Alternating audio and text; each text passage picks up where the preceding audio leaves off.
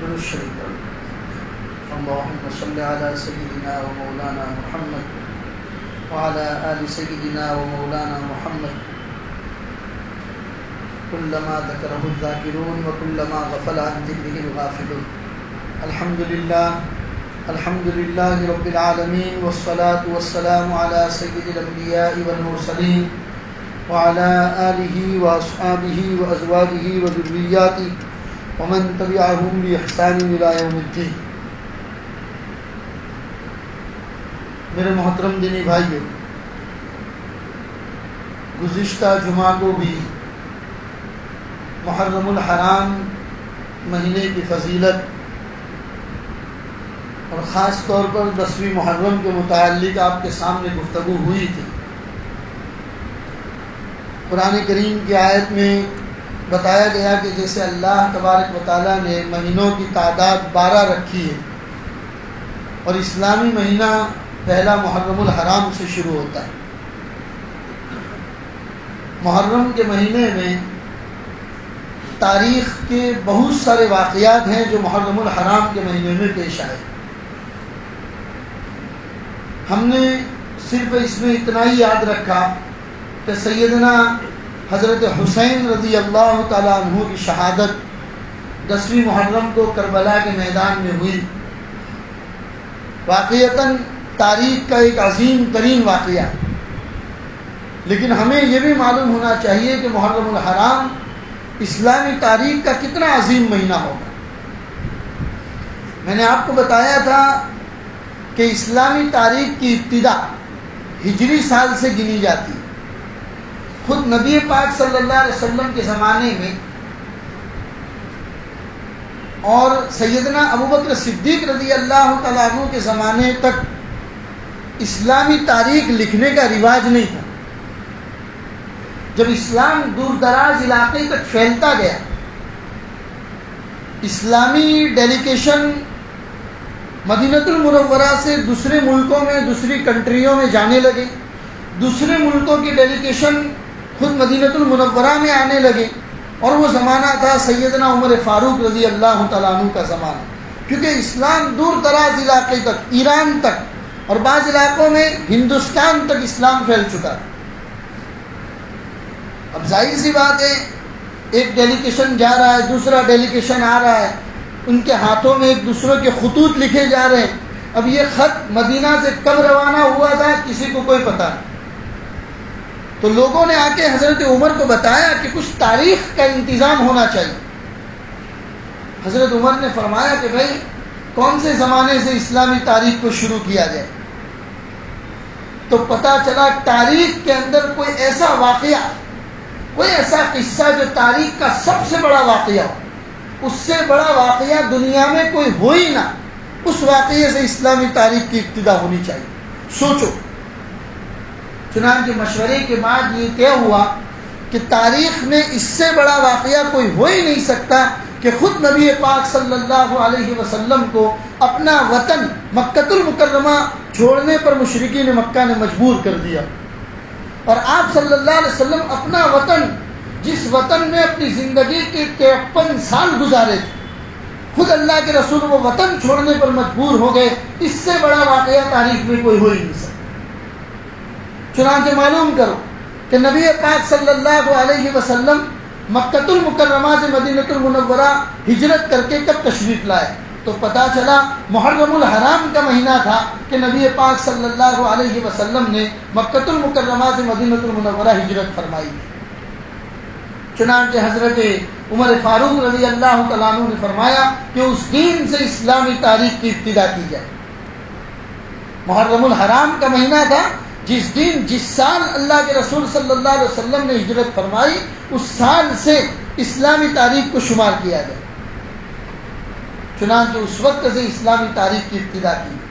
تو تاریخ کا سب سے بڑا واقعہ جو محرم الحرام کے مہینے میں پیش آیا وہ تھا نبی پاک صلی اللہ علیہ وسلم کا مکہ المکرمہ سے مدینہ المنورہ ہجرت فرمانا۔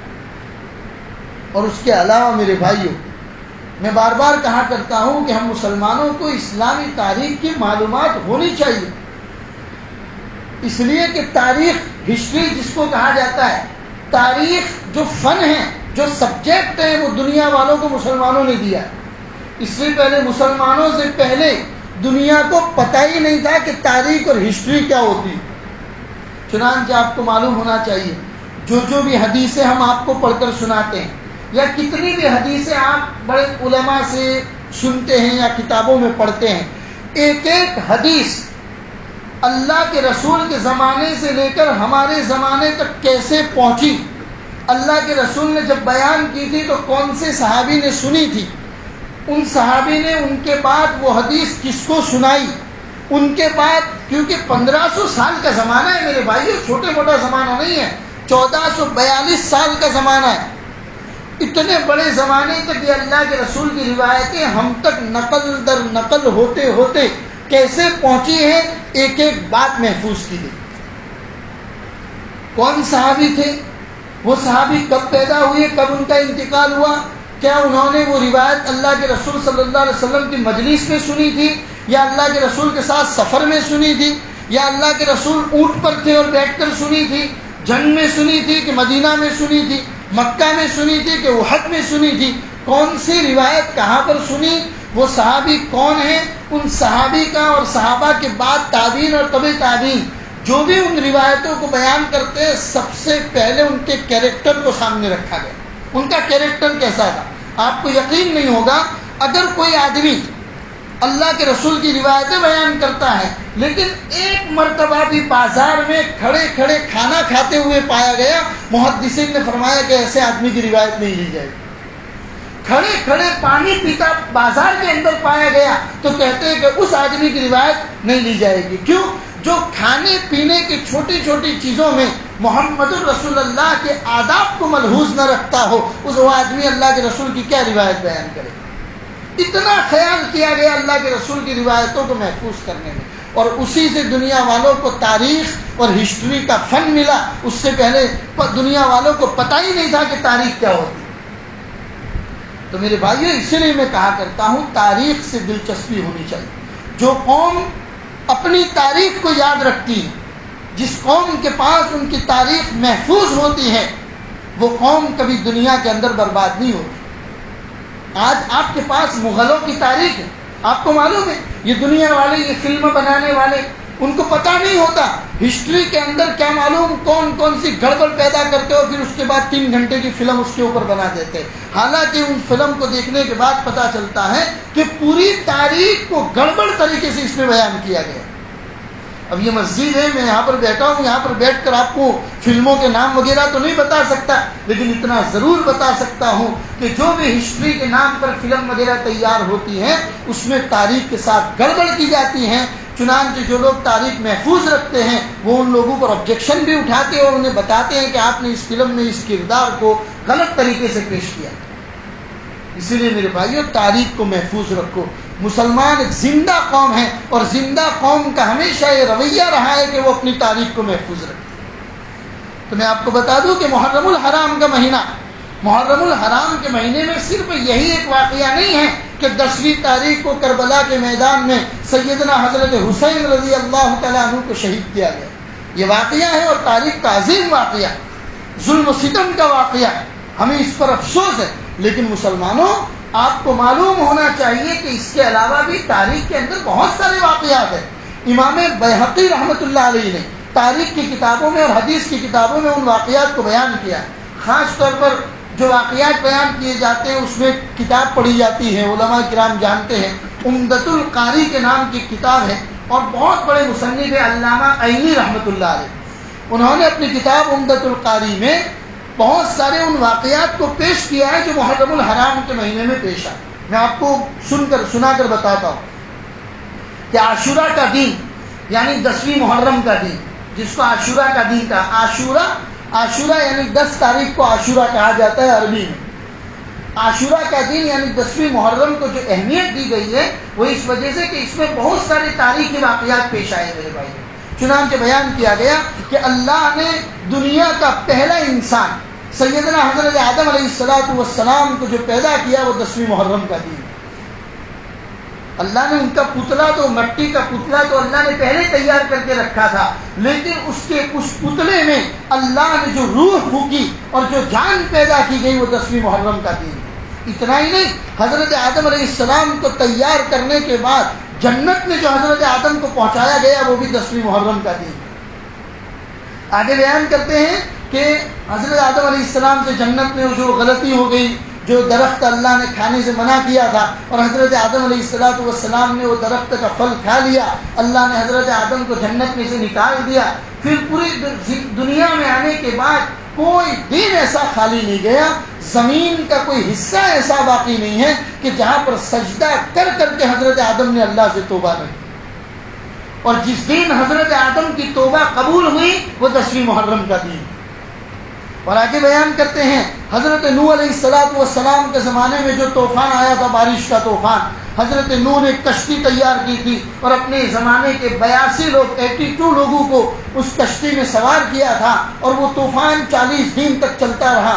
حضرت نوح علیہ السلام کی وہ کشتی جودی پہاڑ کے اوپر آ کر جو ٹھہری تھی وہ بھی 10ویں محرم کا دن، عاشورہ کا دن۔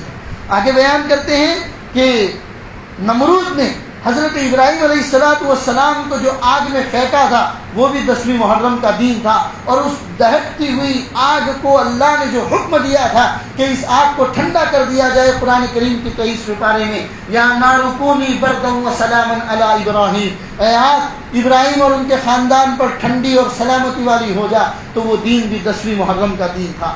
آگے کہتے ہیں حضرت موسیٰ علیہ السلام اور بنی اسرائیل کے اوپر فرعون نے جو ظلم و ستم کے پہاڑ توڑے ہیں، اللہ نے حضرت موسیٰ اور ان کے ماننے والے بنی اسرائیل کو فرعون سے جو نجات کی تھی وہ بھی 10ویں محرم کا دن تھا۔ فرعون کا لشکر حضرت موسیٰ علیہ السلام کا پیچھا کرنے کے لیے جو آیا تھا، حضرت موسیٰ علیہ السلام نے دریائے نیل کو پار کر دیا۔ فرعون اور اس کا لشکر دریا کے بیچ میں پہنچا تھا، اللہ کا حکم ہوا کہ دونوں طرف سے پانی کو ملا دیا جائے، فرعون اور اس کا لشکر غرقیاب ہو گیا، ڈوب گیا، وہ بھی 10ویں محرم کا دن ہے۔ آگے بیان کرتے ہیں حضرت ایوب علیہ السلام اللہ کے نبی ہے، صبر ایوب مشہور ہے۔ صبر کی ایسی مثال حضرت ایوب علیہ السلام نے پیش کی تھی کہ دنیا میں ایسی مثال کوئی پیش نہیں کر پایا۔ ایسی بیماری میں مبتلا کر دیے گئے تھے، ایسا واقعہ بیان کیا جاتا ہے۔ میں آپ کو ایک اور بات بیچ میں یہاں پر رک کر بتا دوں، یہ جو بھی واقعات ہم آپ کو پڑھ کر سناتے ہیں یہ تاریخی واقعات ہیں۔ اور میں آپ کو گزشتہ جمعہ کو ایک بات اور بتائی تھی، ہسٹری اور تاریخ میں جو باتیں بیان کی جائیں ضروری نہیں ہے کہ وہ 100% صحیح، کیونکہ تاریخ کے ساتھ زمانے میں کھلواڑ کیا، ہمیشہ کھلواڑ کیا۔ تاریخ میں ایسی بہت ساری روایتیں ہیں کہ جن روایتوں کے ساتھ لوگوں نے مذاق کیا ہے، مسالہ ملایا ہے، اور مسالہ ملا کر ان روایتوں کو کہاں سے کہاں پہنچا دیا۔ اس لیے جو بھی آپ کو بیان کیا جاتا ہے وہ تاریخی روایت ہے۔ چنانچہ بیان کرتے ہیں کہ حضرت ایوب علیہ السلام جو بیماری میں مبتلا تھے، اللہ نے ان کو جو شفا عطا فرمائی تھی وہ بھی 10ویں محرم کا دن تھا۔ آگے بیان کرتے ہیں حضرت ادریس علیہ السلام، ایک ہی اللہ کے نبی ایسے ہیں کہ جو آج بھی آسمانوں کے اوپر زندہ ہے، کیونکہ زندہ ان کو دنیا سے آسمانوں کے اوپر اٹھا لیا گیا۔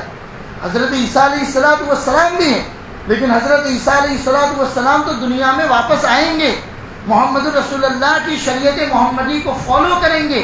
40 سال ان کا زمانہ ایسا رہے گا جو انتہائی برکتوں والا زمانہ ہو۔ زمین اپنا پورا خزانہ نکال کر باہر رکھ دے گی، لوگ اپنے ہاتھوں میں سونا اور چاندی اور جواہرات لے کر نکلیں گے اپنی زکوٰۃ ادا کرنے کے لیے، اور کہیں گے بھائی میری زکوٰۃ لے لے، لیکن کوئی زکوٰۃ لینے والا نہیں ہے، وہ برکتوں والا زمانہ ہو۔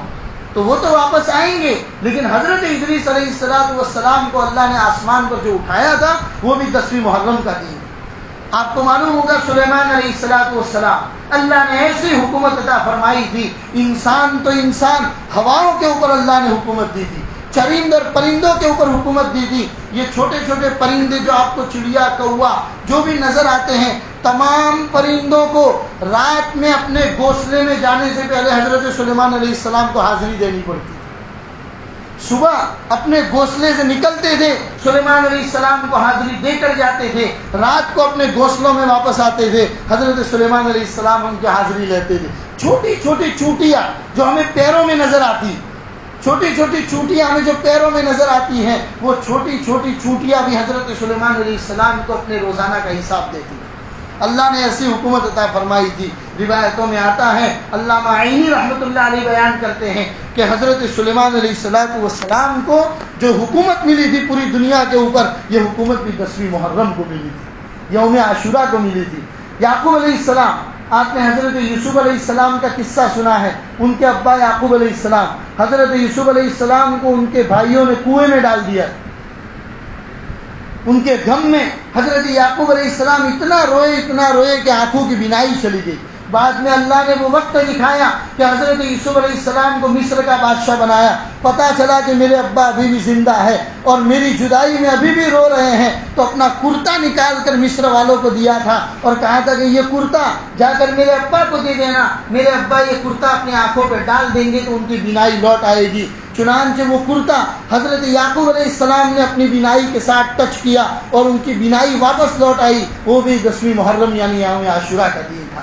حضرت یعقوب علیہ السلام کو حضرت یوسف علیہ السلام کو ان کے بھائیوں نے جو کنویں میں ڈالا تھا، حضرت یوسف کو جو کنویں میں سے نکالا گیا، وہ بھی 10ویں محرم کا دن. تاریخ میں بہت سارے واقعات ہیں کہ جس کو علامہ عینی رحمۃ اللہ علیہ نے اپنی کتاب کے اندر بیان کیے ہیں. آگے فرماتے ہیں حضرت یونس علیہ السلام جو مچھلی کے پیٹ میں چلے گئے تھے، اللہ نے ان کو مچھلی کے پیٹ سے جو باہر نکالا تھا، وہ بھی 10ویں محرم کا دن تھا. حضرت عیسیٰ علیہ السلام کی جو پیدائش ہوئی تھی، وہ بھی 10ویں محرم کا دن تھا. اور حضرت عیسیٰ علیہ السلام کو جو ان کی قوم کے لوگ مارنے پیچھے پڑے تھے اور حضرت عیسیٰ علیہ السلام ایک گھر کے اوپر چڑھ گئے تھے، اسی گھر کے اوپر سے اللہ نے حضرت عیسیٰ علیہ السلام کو آسمانوں پر بلا لیا، وہ بھی 10ویں محرم کا دن. عیسائی لوگ کہتے ہیں نا، وہ لوگ تو آج بھی یہی سمجھتے ہیں کہ عیسیٰ علیہ السلام کو پھانسی دی گئی، اسی لیے وہ لوگ جو کراس بناتے ہیں اور جہاں پر عیسیٰ مسیح کی شکل بناتے ہیں.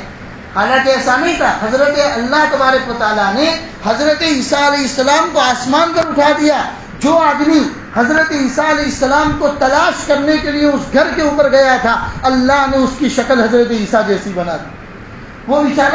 وہ بیچارہ چلاتا رہا کہ میں عیسیٰ نہیں ہوں، پھر بھی اس کی قوم کے لوگوں نے اس کو پکڑ کر سولی پر چڑھا دیا. اور آج بھی یہی مانتے ہیں کہ ہم نے حضرت عیسیٰ کو سولی پر چڑھا دیا. لیکن اللہ نے قرآن میں فرما دیا وما قتل وما صلب، کہ حضرت عیسیٰ علیہ السلام قتل بھی نہیں کیے گئے اور سولی پر بھی نہیں چڑھا گئے، ولکن شبہ لہم، اللہ نے پورے معاملے کو ان کے لیے گویا کہ پیچیدہ کر دیا اور یہ لوگ کنفیوژن میں آ گئے. تو میرے بھائیو، تاریخ میں ایسے بہت سارے واقعات ہیں جو 10ویں محرم کو پیش آئے. اسی لیے نبی پاک صلی اللہ علیہ وسلم جب تک رمضان المبارک کے روزے فرض نہیں ہوئے تھے، آپ عاشوراء کا روزہ پابندی کے ساتھ رکھتے تھے اور لوگوں کو فرمایا کہ عاشوراء کا روزہ رکھا کرو. اور جب رمضان کے روزے فرض ہو گئے تب اللہ کے رسول نے فرمایا کہ عاشوراء کا روزہ اب تمہارے اوپر فرض نہیں ہے، تم چاہو تو رکھو، تم چاہو تو نہ رکھو. لیکن یاد رکھو، جو بھی عاشوراء کا روزہ رکھے گا اس کی برکت یہ ہے کہ اللہ پچھلے 1 سال کے اس کے گناہ معاف فرما دیتے.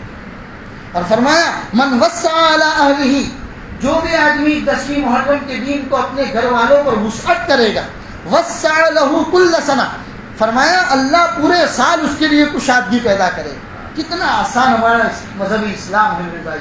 اپنے گھر والوں پر آپ روزانہ پھل فروٹ لے جاتے ہیں، آپ روزانہ اپنے گھر والوں کو کھانا کھلاتے ہیں، سب کچھ کرتے ہیں، لیکن فرمایا 10ویں محرم کو اپنے پاکٹ کو تھوڑا کھول دو، اپنے جیب کو تھوڑی اجازت دے دو، اپنے گھر والوں پر وسعت پیدا کر دو، تھوڑا اور مزید کچھ ان کو کھلاؤ پلاؤ، اپنے گھر والوں کو اور زیادہ کچھ کھانے پینے کے آئٹم مزید بڑھا دو اپنے دسترخوان کے اوپر اور کھلاؤ پلاؤ. اللہ تبارک و تعالیٰ فرمایا وسع لہ کل سنہ، اللہ پورے سال اس کے لیے، گرچہ اس روایت کو محدثین نے ضعیف روایت کہا ہے، لیکن اپنے گھر والوں پر خرچ کرنے کے بارے میں تو نبی پاک صلی اللہ علیہ وسلم نے ویسے بھی فرمایا ہے کہ صدقے کا ثواب. آدمی اپنے گھر والوں پر جو خرچ کرتا ہے، خالی نیت کر لے، اللہ فرماتے ہیں کہ صدقے کا ثواب. اسی لیے میرے بھائیوں، 10ویں محرم کی بہت ساری فضیلتیں ہیں. اللہ تبارک و تعالیٰ اس دین کی قدردانی کی ہمیں توفیق عطا فرمائے. میں نے بتایا نا، ہم نے صرف اتنا ہی مان لیا کہ حضرت حسین کی شہادت ہوئی تھی. 5 منٹ میں آپ کو بتا دوں حضرت حسین کا واقعہ بھی کیسے پیش آیا. میرے بھائیوں، نبی پاک صلی اللہ علیہ وسلم جب تک دنیا والوں کے بیچ میں موجود تھے، اللہ تبارک و تعالیٰ نے دنیا کو فتنوں سے محفوظ رکھا ہے. جس دن اللہ کے رسول نے دنیا سے پردہ فرما دیا، اسی دن کچھ لوگوں نے زکوٰۃ دینے سے انکار کر دیا.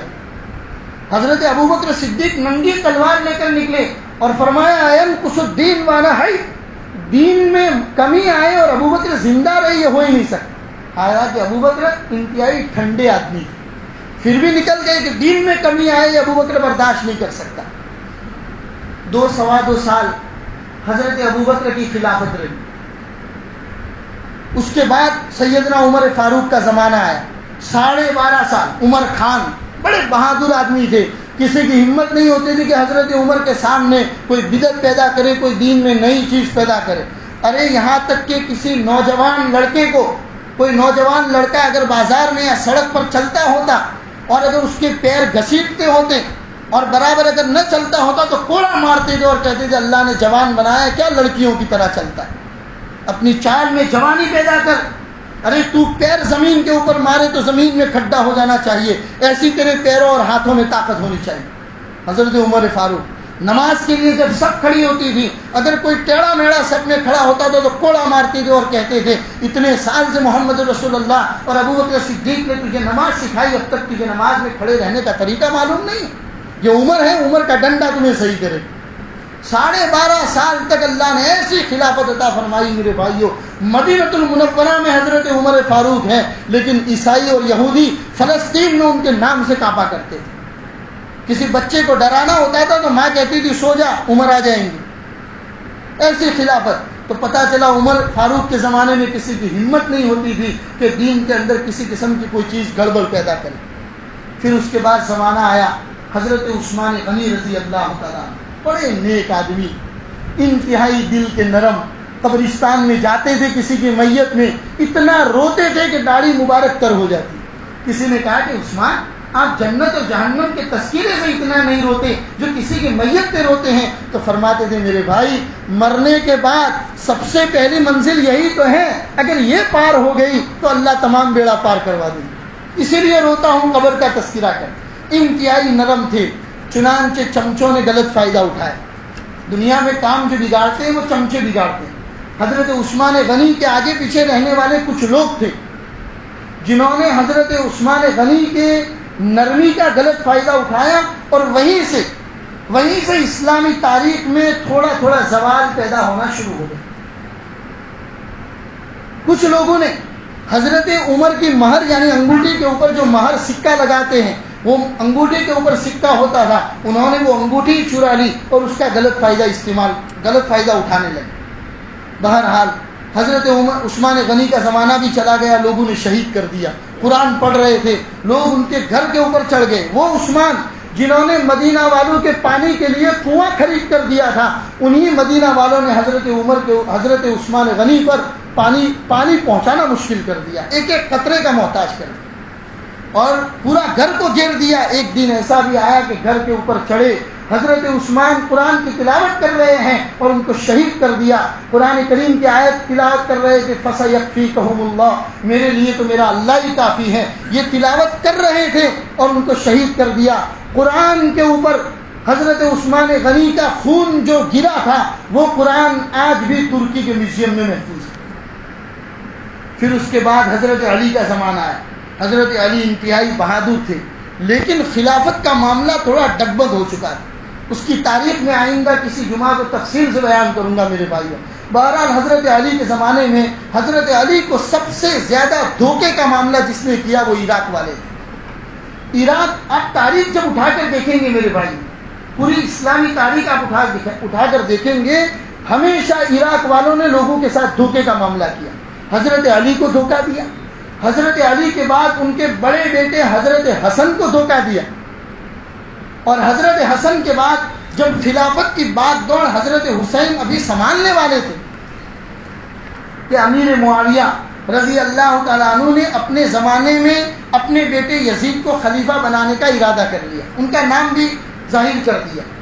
چنانچہ اس زمانے میں جو صحابہ موجود تھے انہوں نے کہا کہ امیر معاویہ اگر آپ خلیفہ بنتے تب تک تو ٹھیک ہے، لیکن آپ کا بیٹا یزید خلیفہ بننے کے قابل نہیں.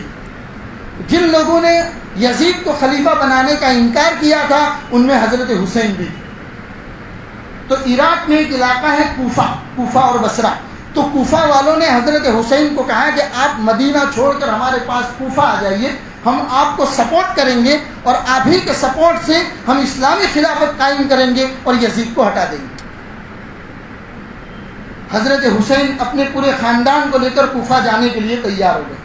مدینہ میں بڑے بڑے صحابہ نے حضرت حسین کو سمجھایا کہ مت جائیے، یہ عراق والے، یہ کوفہ والے ہمیشہ دھوکہ کرتے ہیں، انہوں نے آپ کے ابا کے ساتھ بھی دھوکہ کیا ہے، انہوں نے آپ کے بڑے بھائی حضرت حسن کے ساتھ بھی دھوکہ کیا ہے، آپ اللہ کے واسطے مت جائیے۔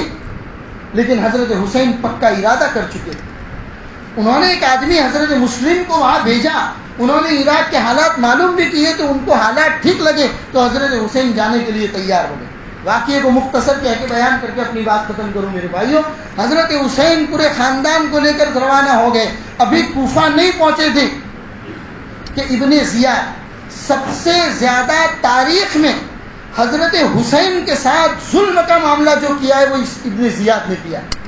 یزید اتنا خراب آدمی نہیں تھا، میں آپ کو بتا دوں، اس لیے ہمارے علماء فرماتے ہیں کہ یزید کو برا بھلا مت کو، سب سے زیادہ معاملہ جو بگاڑا ہے وہ ابن زیاد نے بگاڑا، کیونکہ وہ فوجی کمانڈر تھا اس زمانے، کوفہ کا پورا فوجی کمانڈر تھا۔